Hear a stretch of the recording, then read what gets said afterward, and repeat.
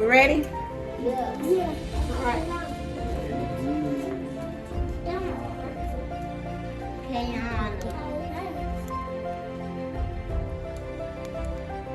All right, Nyla.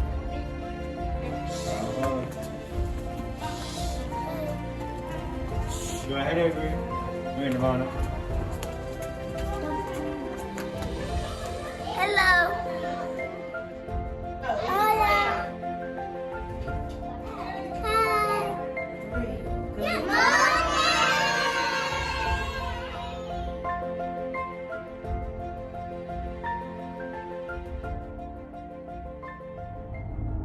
A new study is ringing alarm bells about the impact of the pandemic on the mental health of children. I want this coronavirus to be over. According to recent studies, there has been a 17% jump in anxiety diagnoses in children. We can't go anywhere. And while children are resilient, the isolation and fear many are feeling is causing a significant uptick in 3 to 6-year-olds feeling overwhelmed, worried, or sad. Why do you feel mad, Buglet? Because of this pandemic thing. 4.4 million children nationwide coping with anxiety amid the COVID-19 pandemic, and 1.9 million dealing with depression.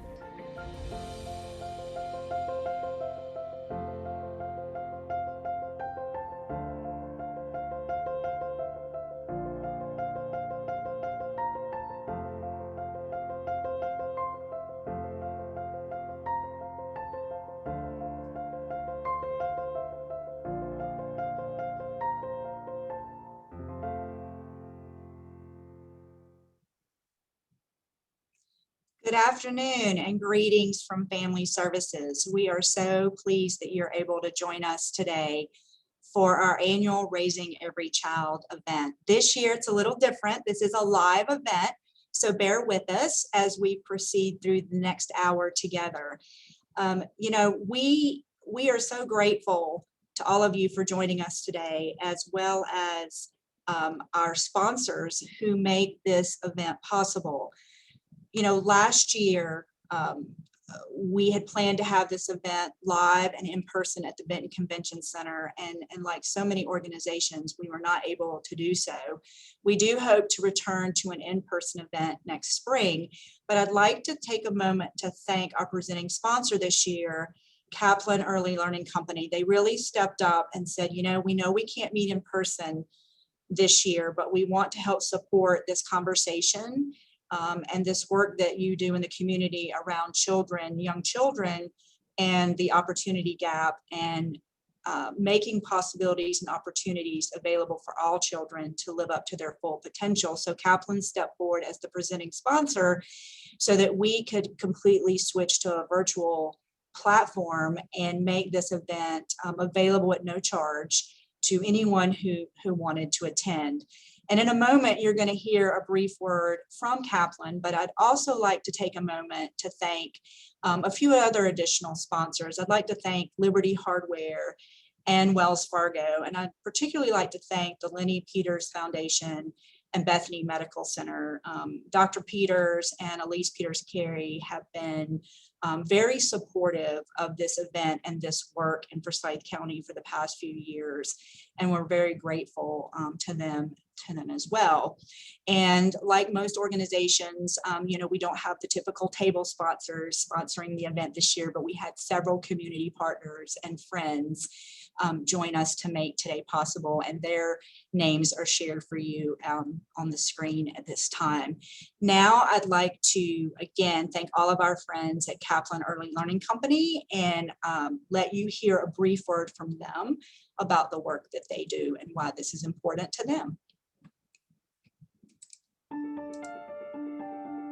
We're for play and all of its possibilities. How it pulls us together and sets us free to explore. We believe that learning and fun are lifetime companions, and that the earlier they meet, the more inseparable they become. We're for bond building between student and teacher, child and parent, friend and friend, and all of the combinations therein. We are defenders of the imagination and the archenemy of dull. Architects of learning environments, creators of learning goods and good, keepers of the learning flame. We live for open minds and the opportunity to shape them. Let's encourage the eager. Let's inspire the inspirers. Let's get to work on play.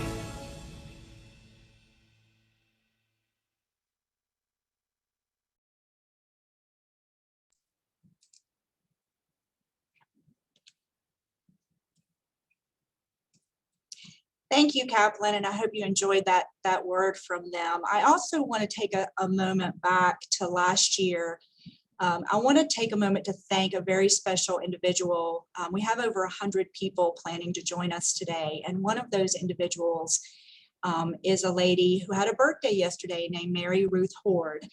And Mary Ruth stepped forward last year, very early in the year before pre-pandemic, as the presenting sponsor of this event when we planned to meet in person.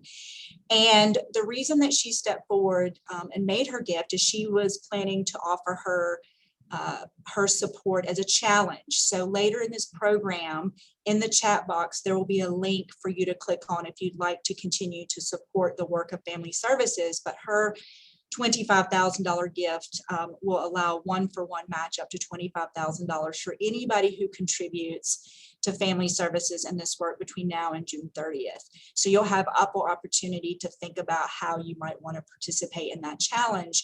But Mary Ruth is a former educator and she understands this topic and this conversation, and it's very near and dear to her heart. And so I wanted to thank her because she allowed us to kind of grandfather her gift in and use it again this year, in a year where the conversation is elevated and is so important. Again, she was a career educator, so we certainly want to acknowledge that this is Teacher Appreciation Week, and all of our early childhood educators and K through 12 teachers who are on this call today. We thank you so much for your service and your dedication to education. Now it is my great pleasure to formally start the program for today. And to do so, I'd like to turn it over to my colleague, the President and CEO of Family Services, Bob Fikema, who will introduce our panelists and start the program for today. Bob? Thank you, Michelle, and welcome everyone to this Raising Every Childhood event. We are here today to talk about an issue that I think raises a lot of concerns. You read a lot nationally about what the impact of COVID-19 has been on families and especially children, in particular young children. And today I'm pleased that we have with us three individuals who are experts in their areas of work and life, and we're going to have a chance to have a conversation with each. What I want to do first is introduce all three of them at the same time, and then go on to have a conversation with each of them. First, I'd like to introduce Dr. Leah Erickson, who is the Clinical Physician Executive for Novant Health Pediatrics. Leah is going to help us focus on health services for young children during the pandemic, particularly how this affects their connection to a medical home and dealing with the effects of social isolation. Leah is bilingual and she oversees the Waughtown Pediatric Clinic. She enjoys hiking, running, riding horses, and in her spare time serves on the board of directors of Family Services. Our next panelist will be Christy Hairston, who has expertise as the parent of a child enrolled in Family Services Head Start program. She's a wife and mother of 5 with 3 daughters aged 10, 4, and 3, and 2 sons ages 8 and 8 months. Christy served in the U.S. Army as a food service specialist, and she has become a certified medical assistant as of 2014. She's currently a stay-at-home mom and a full-time student pursuing her bachelor's degree in early childhood education. With the support of her entire family, her goal is to open her own child care center. Christy loves to spend time with her family, traveling to Georgia to visit her mom and sisters or to vacation spots. And the family has movie nights. They also play games together and try to do a family dinner night at least once a week, which gives her a break from cooking and her husband a break from cleaning up after her. And our final panelist is Chanel Thompson, who is the Senior Program Officer for Local Impact in Forsyth County for the Kate B. Reynolds Charitable Trust. Chanel oversees the Trust's grant-making activities to create long-term sustainable solutions for vulnerable and underserved communities in Forsyth County. She works with grantees and partners to build an inclusive economy in Forsyth County, foster economic mobility for those with the greatest need, and develop lasting solutions to the root causes of poverty and inequality. She also manages the Trust Special Initiative, Great Expectations, to ensure that all children in Forsyth County enter kindergarten ready to learn and leave set for success, regardless of their race or ethnicity, income, or where they live. So again, I'm pleased to have all of the panelists with me today, and I want to begin our conversation with Leah Erickson. Leah, as I mentioned at the start, we certainly hear about, read a lot about the impact of the COVID-19 pandemic on families and particularly on children. A lot of concerns raised. A lot of these articles and shows are at the national level, but you've been on the front lines for some time now, over a year, and you've been able to observe this up close and I'm sure professionally, but also kind of personally. You've seen a lot. What would you share with us about how you've seen families and particularly young children faring during the pandemic? Thanks, Bob. Now, one of the ways that I would describe my job as a pediatrician is to support children in their physical, mental, educational, and social emotional development. I've been in pediatric practice here in Winston-Salem for about 15 years. And I would say that over the past 14 months of this pandemic, that for many of the patients that I care for, all of these areas have worsened. And it's been very, very concerning to me. From a physical standpoint, I have patients that really have been sedentary for a year. I have patients that have gained 30 to 40 pounds in the past year.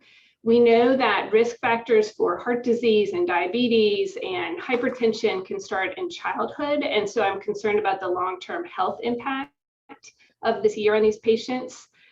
I completely agree with the news clip that we watched at the beginning of the program about the risk for mental health.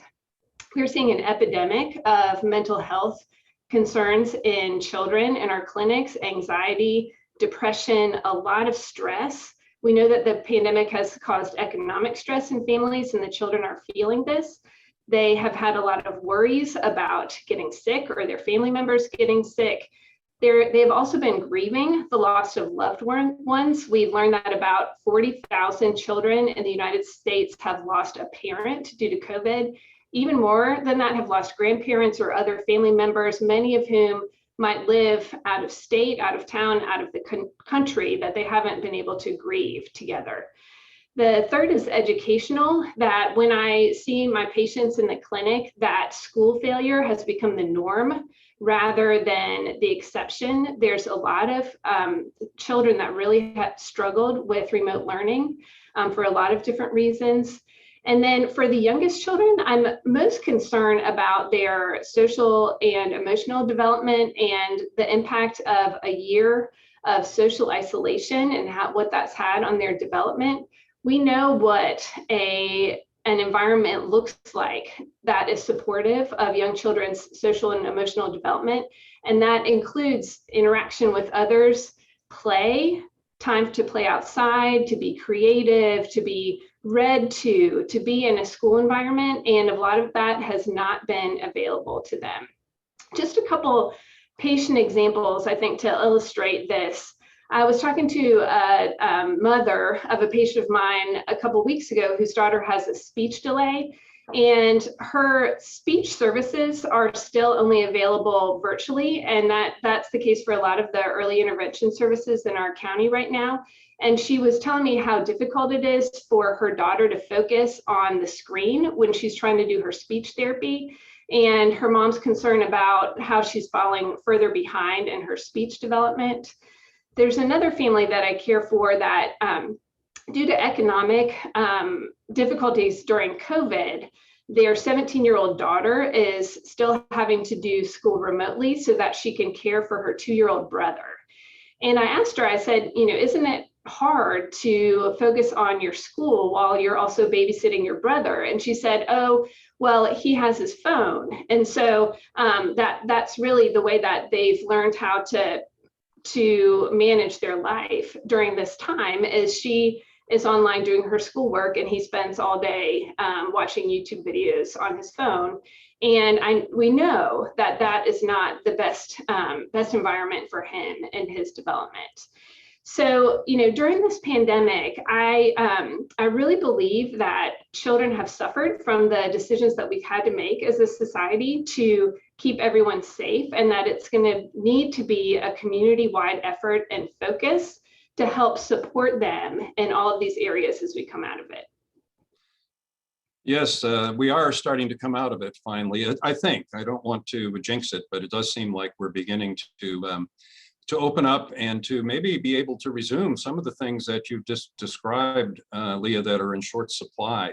That direct in-person contact, the opportunity for children to play and play together. You know, it's hard to imagine that we just kind of return. How do we return, and do we even, to the way things were, or how do we get there? Are there some things that you think the community should be doing to address what's happened during the past year and to support, again, fortunately, children have some natural resiliency. How do we tap into that as a community and make sure that that children can kind of return to get back on the right developmental path? I think that the area that does give me the most hope is knowing that children are resilient and that, you know, they have a lot of neuroplasticity, that if they're put in an environment that is supportive of their growth and development, that they're going to take off again. I think as a community, we need to acknowledge the effect that this year's had on them, particularly the trauma that they've gone through, that they are going to need support as they re-enter the world, as they relearn how to play with others, as they, you know, have to overcome their fears of COVID and of being sick when they're around other people. And it's really going to take all of us to help with that. Yeah, you know, we certainly justifiably focus on what's happening with children, but, you know, an important part of this equation is what parents are dealing with, not only with their children, but themselves in terms of some of their losses and so forth. You know, how do we really, again, maybe provide support as well for parents? I'm sure it's something you do in your practice, but are there things that we should be keeping in mind just to make sure that, you know, it's kind of like that image in the airliner, you know, where when the oxygen mask comes down, the parent puts on it first. Yeah, so one of the most important pieces of supporting children is supporting parents, particularly in their mental health. This has been an extremely stressful year for parents to balance parenting and working and the fears of COVID, the economic stress, and we need to have resources to care for them as well. Okay, well, thank you, Leah. I appreciate your comments. We're talking about parents, and next I want to turn to the parent that we have with us on our panel today, rather. Christy Hairston, you've lived this pandemic also firsthand in terms of the impact on children. You have, you know, you have a full household with 5 children. You know, as things began to change, if you can go back a little bit to, you know, last spring, what was that like? What were some of your concerns that you had to handle in relation to yourself, your family, your children, regarding changes with everybody's routine? What was that like? Well, March 2020 is when we all found out. I was actually out of town when I found out, and it just, you know, took me by surprise. And I was just like, you know what, 2-week break, I can handle it, would be good. I was, I think, 4 months pregnant as well. So I was like, you know, we'll try to work it out. We'll see what the teacher got for you. If she doesn't have any work, whatever, I'll print some papers out. I'll keep you guys busy. So I actually started a schedule for them. I had a set routine every morning, them to get up, breakfast, do some worksheets. We'll even have like a recess and we would work out in the living room. Our whole lives just changed. It's crazy. So, yeah. Well, in addition to being a parent, I mean, it's like you had to add on an additional role in regard to the education. I mean, you had to at least, if not be a teacher, at least a teacher's assistant to make sure that the children were still studying. Yeah. How did you balance and juggle all of those things? Ooh, okay. I honestly kept in contact with the teachers a lot, personal numbers. If I needed help with anything, I would call them or text them. I've even been to their houses. So I really had their support and they had my support, like full support. So whatever they needed, they got it. Whatever I needed, they helped me out in all kinds of ways. Yeah.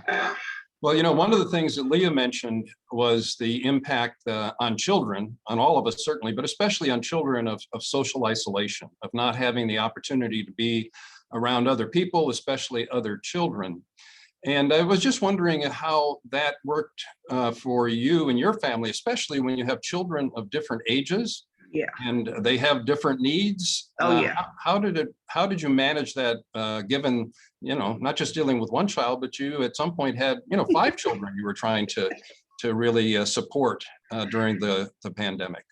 So being isolated really affected my oldest two. My youngest two, they were 2 and 3 at the time, which it really didn't affect them that much because my 3-year-old had just started Head Start that school year. So she was kind of iffy about it anyway. But my oldest, my 9 and my 7-year-old at the time, my 9-year-old, she is suffering with anxiety and depression right now. I had to put her in therapy because all of this abruptly changed her life. So, and then my 7-year-old, he wasn't focusing like he was supposed to. So of course I had to talk to his pediatrician about that and we had to get him medication because it is just crazy how all of that just, changed everything. So my daughter's in therapy and my son is taking medication to deal with everything that's happened over the past year. Well, again, that's a lot of additional kind of responsibility to handle. Fortunately, it sounds like you, maybe in part through the contact with the Head Start program and others, you were aware of resources that you were able to connect your children to. Yes. But that adds, that adds just to your list of things to do, right? Yeah. I'm sure you had a full list prior to the pandemic. Yes. And this is even more. So, again, picking up on what I was talking with Leah, we're concerned about our children, but also parents certainly have been, have had to really step up and take on additional responsibilities. How are you dealing with that in terms of your own well-being and taking care of yourself? It's been stressful, honestly, especially because I was pregnant through the whole pandemic, basically. And I just had my baby in August. So with the stress of dealing with all the children, my husband, the pregnancy, and then after the pregnancy and postpartum depression, it just felt like everything was just literally sitting on my shoulders. So of course I, talked to my doctor so I can get medicated as well and to help deal with everything. So right now we're doing good. My son is doing better with his focusing. My daughter sees her therapist twice a month. The 4 and 3-year-old, they're doing good because they're back in Head Start. They go to the WSSU location and they're doing really good. My 4-year-old is taking speech therapy. I just feel like everybody's making progress. Not, everything is better, like the best, but we're all making progress. Well, that's great to hear. And probably you're making that progress because you were able to really respond for your children's sake and your own when things were difficult, and to take action to really get the support that you needed. Yeah. So again, you do see things kind of improving, or is some of the stress that you're feeling also kind of declining? Yeah, it is. because I mean, I have a lot of support now. So I have, before it was just me, only me. My husband was working crazy hours. My mother-in-law was still working, but now she's retired. So she helps as much as she can. When Head Start closed, she was the one helping me keep the little ones while I stayed home with the big kids. And yeah, so I've been getting better. Yeah, well, next year will bring hopefully an opportunity for everyone to kind of start where we left off, especially children being back in school full time. Do you have any concerns about kind of how your children will do, having lost kind of to a great extent lost a year of their education? Because as we're hearing, remote learning is not quite the same as being in the classroom. Do you have concerns about how they can or catch up? I really do, because my fourth grader, she was supposed to take the EOGs for the first time last year, and of course that didn't happen. So now she has to take it this year. She hasn't been in the school building all year. She goes to the virtual academy. So, but now she has to go to the school to take the EOG test, and she's kind of scared about that. And my son, my daughter was reading on like a middle school grade level. And I feel like now that's declined because of the pandemic. My son, his teacher she's really great. She is great. But my daughter's teacher, I just feel like, they just kind of go with the flow. So I feel like she's kind of lagging. She's not where she should be, where I know she can be, So I feel like, yeah, there is going to be a struggle when they go back into the building. Yeah. I kind of want to flip it to the other side of the coin. There's a saying that, many of these challenges, if we can get through them, can make us stronger. Are there some ways that you've kind of seen your children actually kind of gain or accomplish something through these difficult times?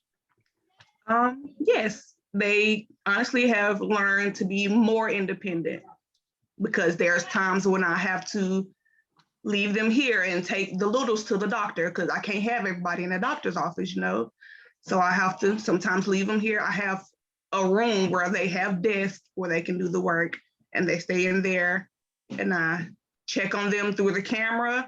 So they know how to be independent. They know how to fend for themselves when it comes to doing their schoolwork and getting lunch or getting breakfast when I'm not here. So. Okay. Well, thank you, Christy.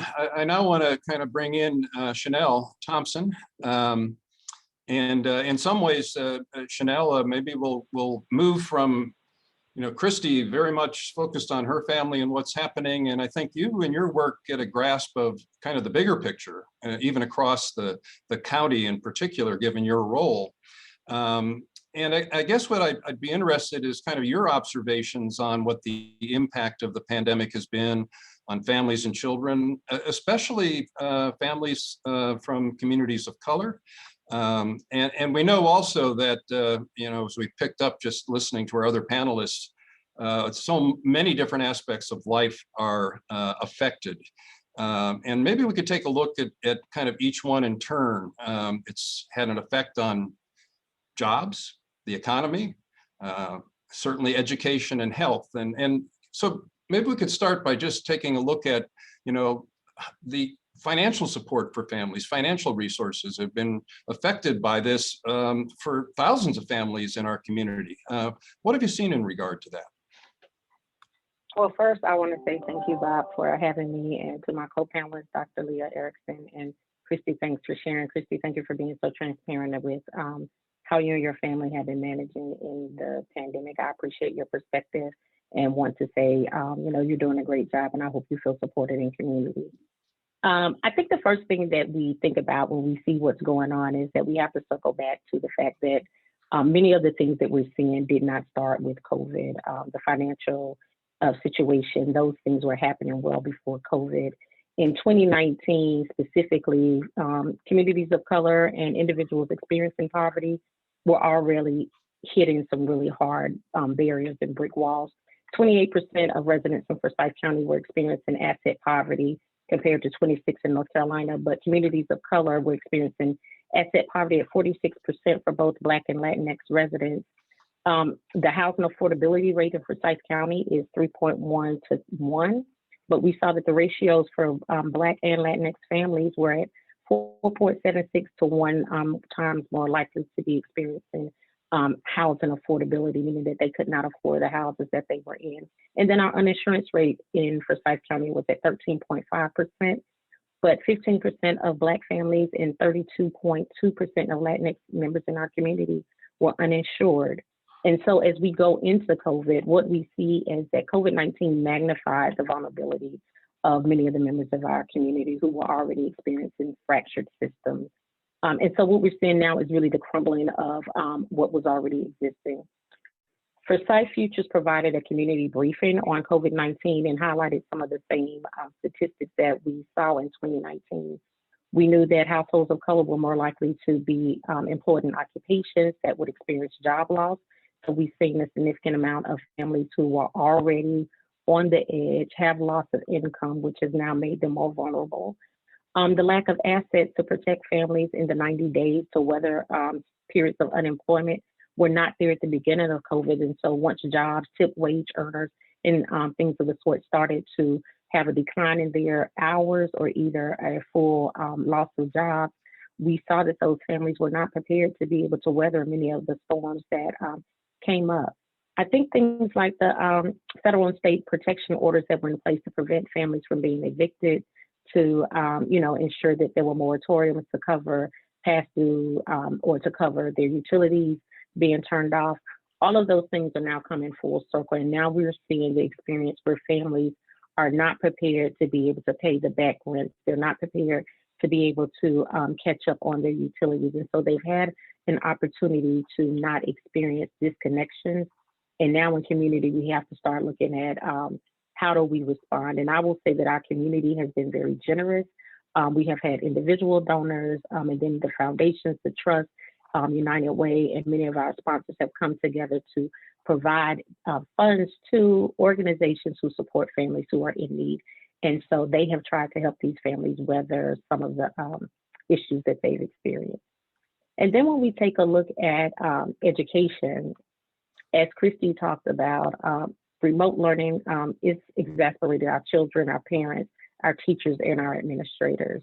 And we saw that our community, they rallied behind families to try and minimize the digital divide.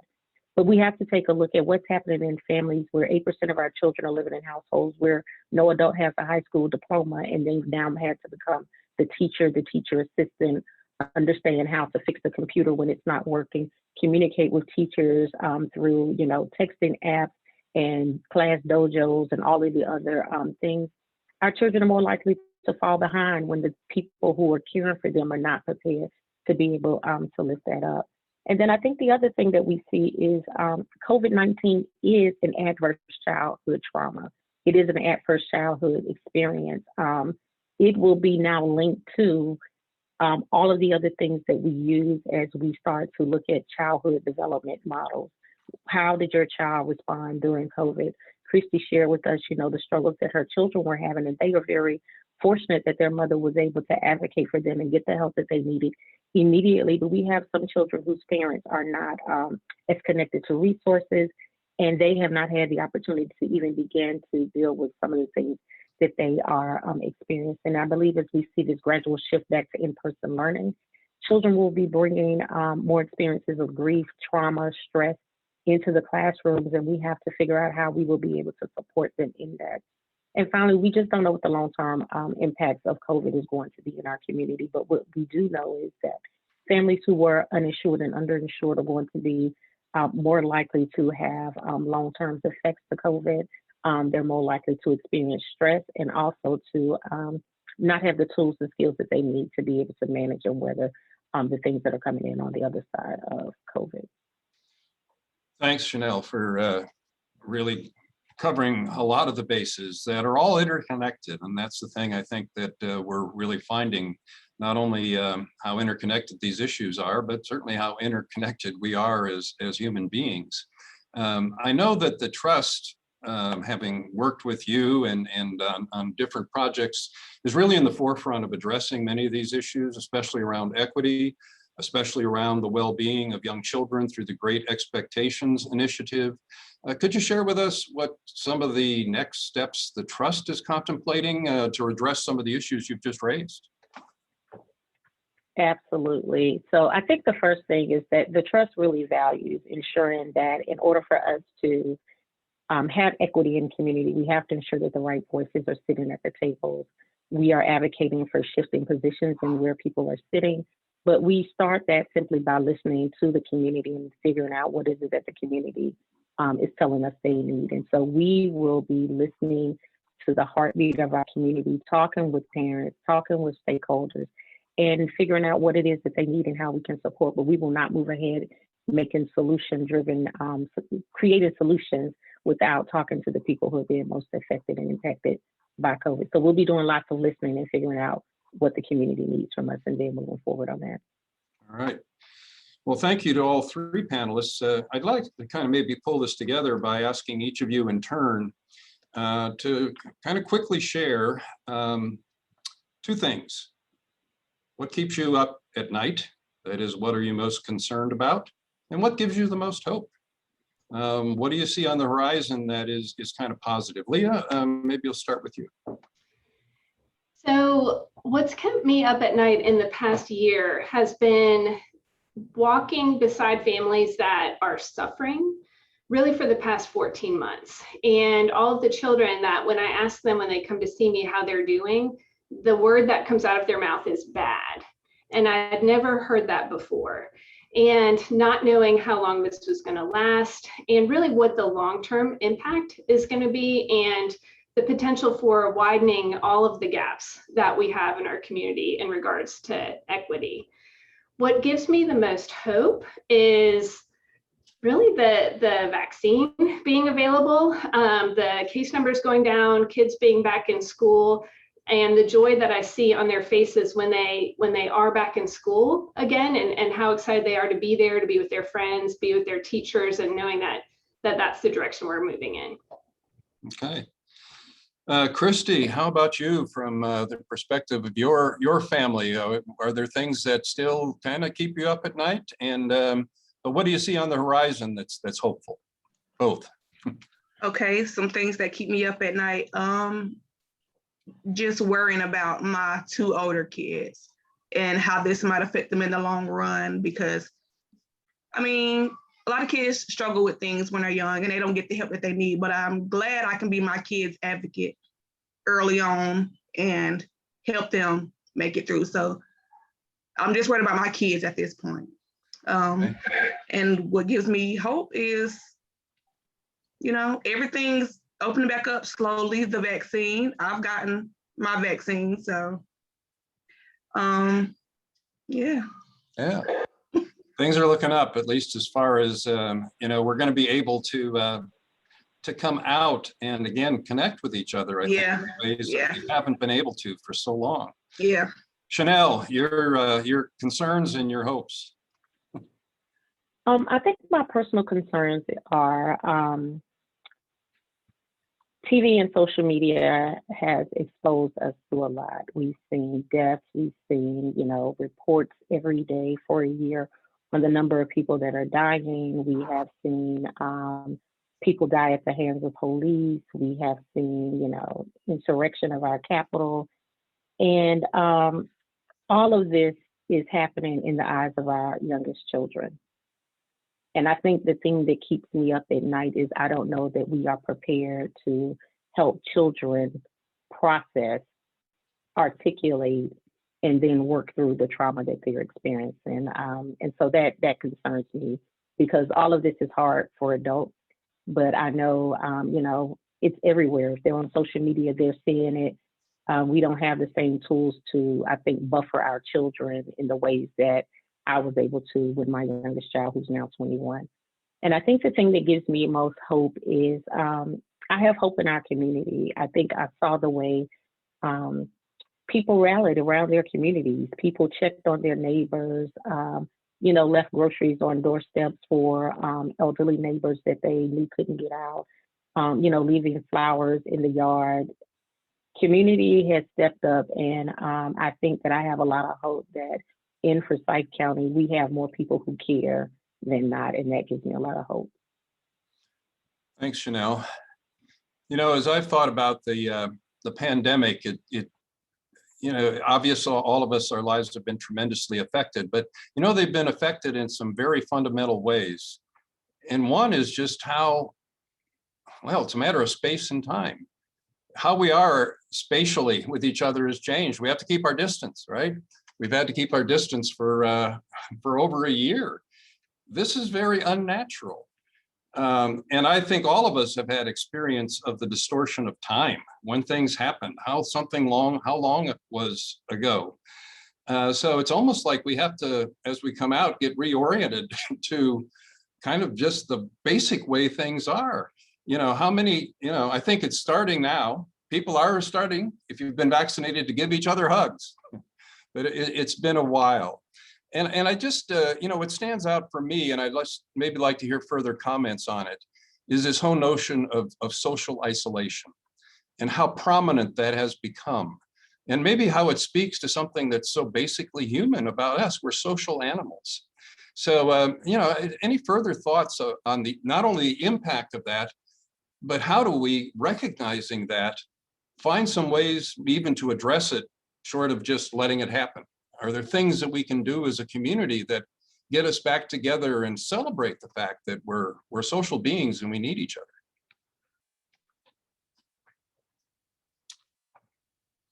Any thoughts about how we can support and facilitate that?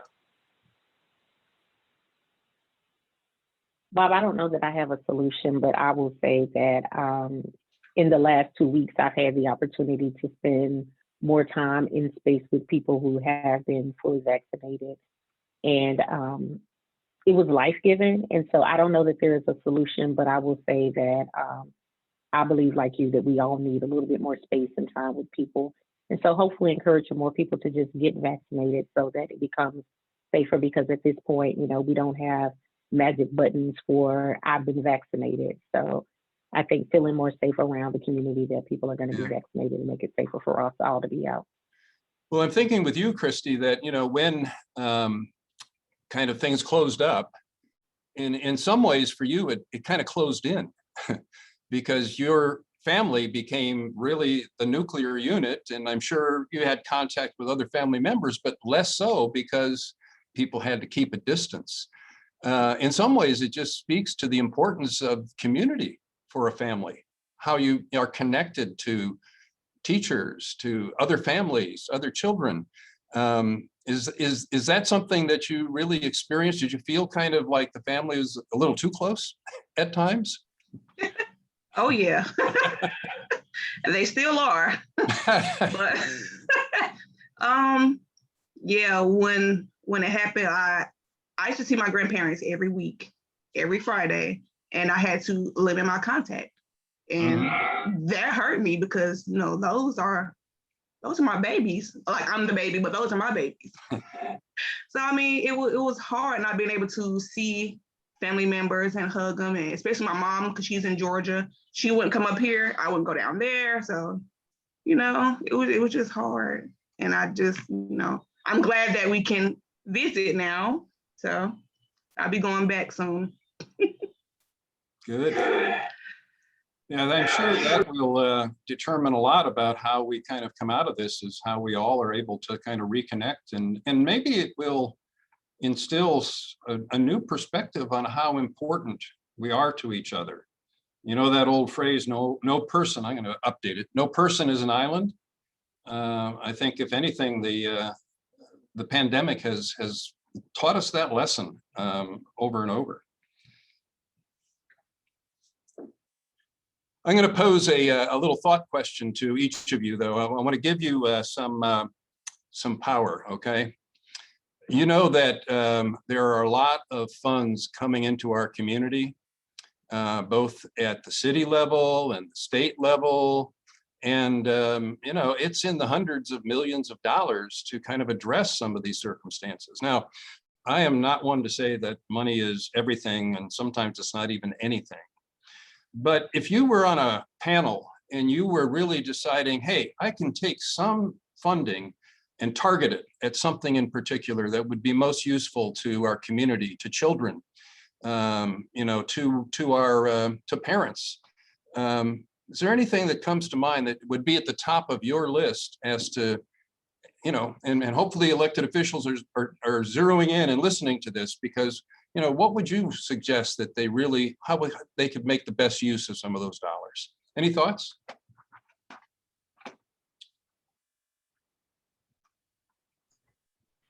Well, Bob, I would love for every preschool age child, 3 and 4-year-old, to have access to high quality preschool and early childhood education, so that we can start to support them in their growth again, and that they're able to enter kindergarten and be able to thrive once they get to school. The second really is mental health resources for both children and parents. We're going to need a lot more resources to be able to deal with all of the impacts of COVID and make sure that all people in our community can have mental health flourishing and wellness moving forward. Well, thanks for mentioning those, Leah. I would just add that we are in the process, after a lot of effort, of forming an early childhood education task force, representing all various sectors of our community, to come together and really figure out how is it that we can do what you just said, expand the resources that we have in our community for high quality pre-K education and certainly childcare in general. So again, that's a community response that's coming at a very timely occasion. So any other thoughts in terms of how we might target a particular resource or support as we come out of the pandemic?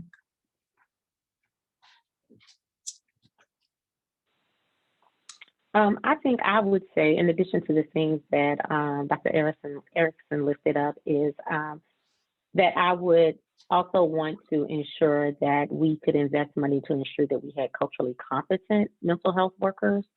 When we look at the statistics of how communities of color are being impacted, how the Latinx community is being impacted, ensuring that we have the mental health specialists that are able to speak their language, understand their culture, provide some type of representation, I think would be very important. So I would like to see, you know, some money allocated towards that. And then I think the other thing is just to see what else do we need to do when we go back into schools, because we showed up in a lot of ways in the community. We were able to get computers into the hands of children, things that, you know, we were able to provide food for all children.